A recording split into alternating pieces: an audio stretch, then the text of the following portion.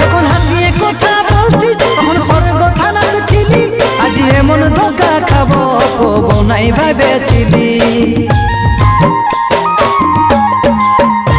যখন হাসিয়ে কথা বলতিস তখন স্বর্গ থানাতে ছিলি, আজ এমন ধোকা খাবো কবো নাই ভেবেছিলি। তোর একটা কথাই ঘুরাত নিয়ে যাতি যথা তথা, হাতে পয়সা ছিল নাই বিকেছিলি গলার চেনটা।